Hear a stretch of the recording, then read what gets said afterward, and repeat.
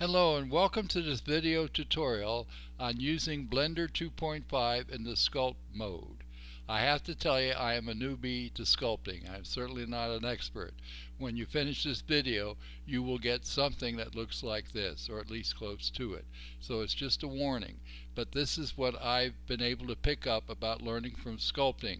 And what I'll be showing you may not be the best or the easiest way to do things, but as you find out the best and the easiest way, you can always drop a line up here on the YouTube post, and all of us can benefit from that.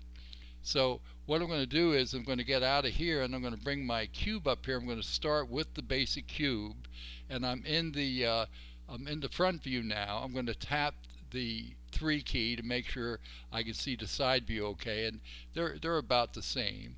And the first thing I'm going to do is I'm going to come over here, scroll over on the right, and I'm going to come to the modifier token, the little wrench. I'm going to click on that, and when I do that, I'm going to put add modifier.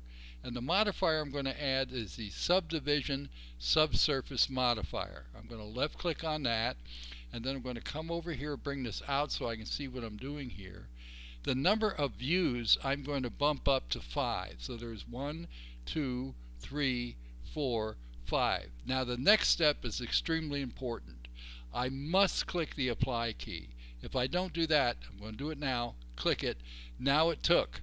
And now this thing has about a gazillion vertices. As a matter of fact, I can look up here to the right.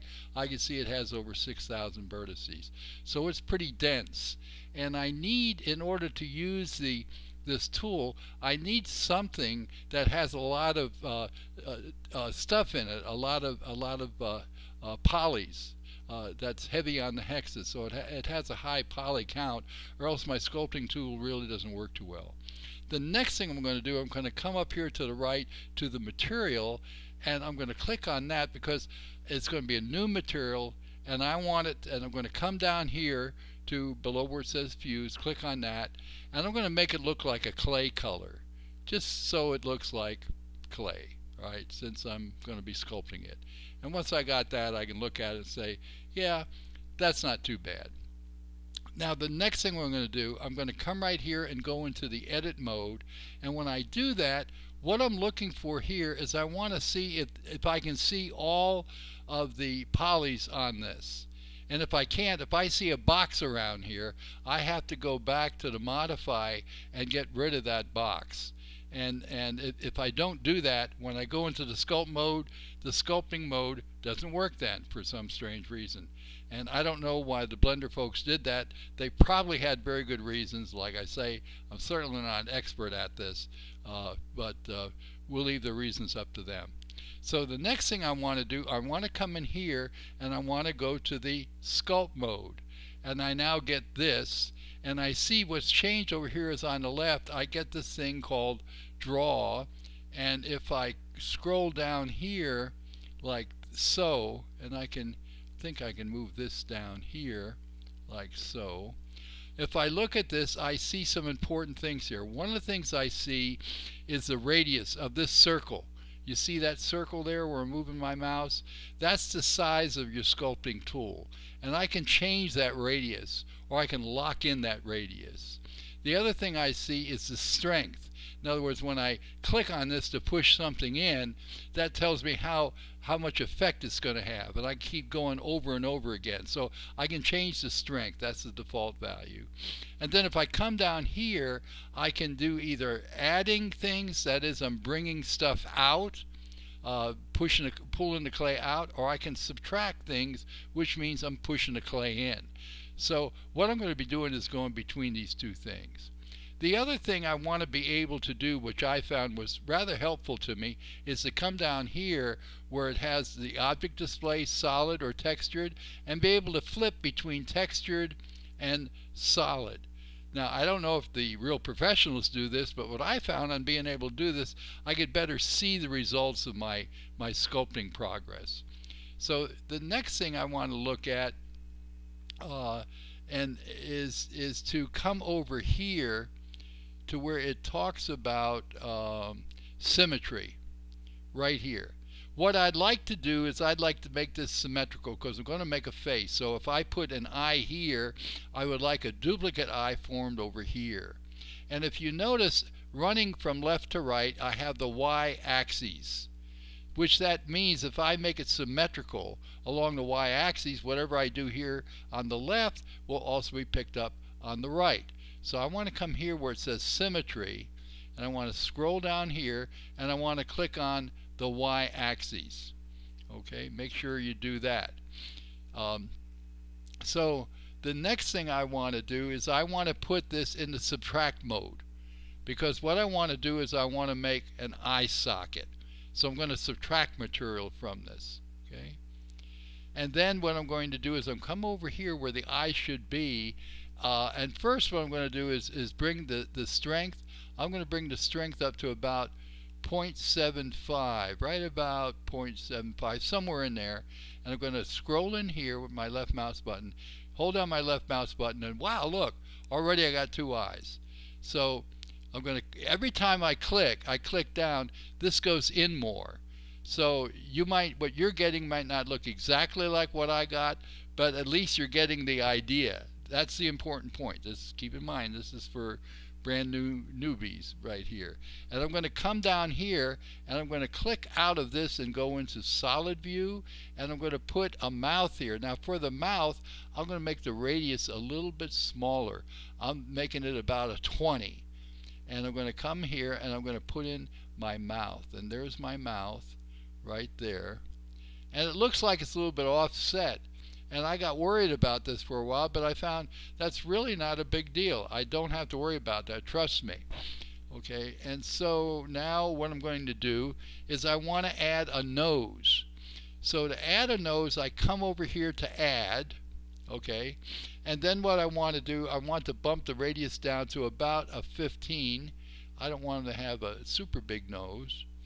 And then I'm going to come here and I'm going to put his nose on. Here we go. Here's his nose. Now his nose, when I first do it, is going to look weird. I'm going to press the 1 key here. That's the front view. There's his nose. That's not too bad.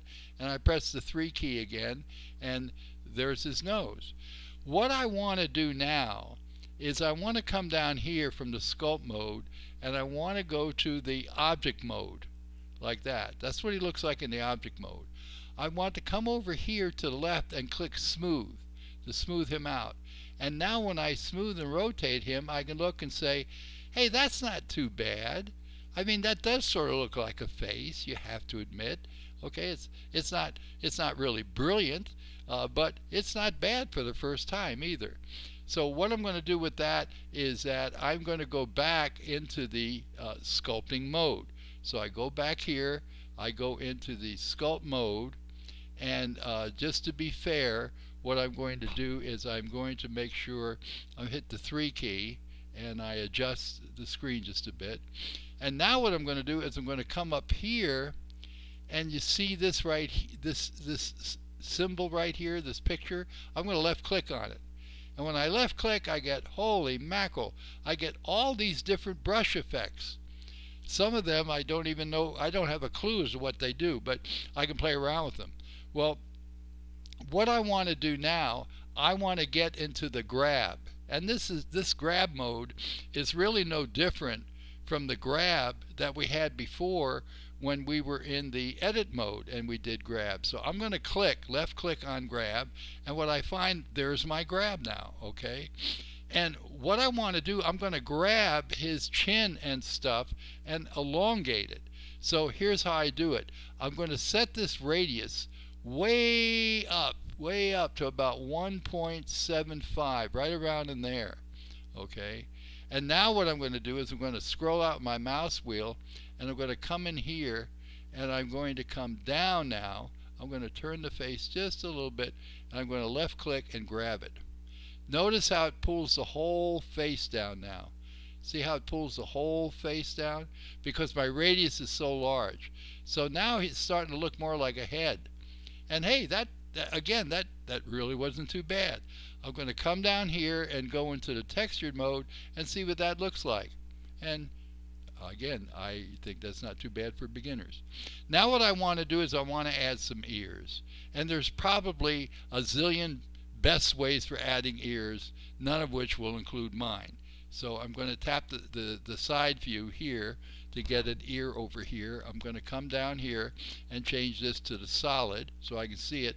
And over here I'm going to click on the inflate, deflate. Okay?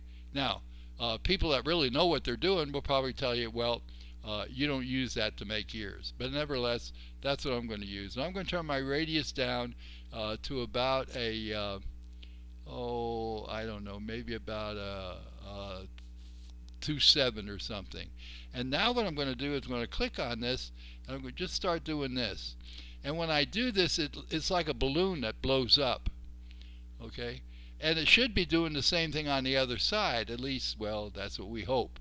It'll be doing the same thing on the other side. We can't say that for sure. And what I'm going to do now is I'm just going to scroll with my left mouse wheel and turn them. And there it is on the other side. And hey, that's not too bad. And if I come here and look at it on the textured, there's my head. So this may not have looked like what I expected in the beginning, but it's not a bad start. So my suggestion is, at least with this information, you have enough knowledge to be completely dangerous like I am. And if you do find other things or other ways of doing things, leave a little comment here so that we can all benefit from that comment. Anyway, thank you very much for watching. I hope this was at least some help to get you started with the Blender 2.5 sculpting tool.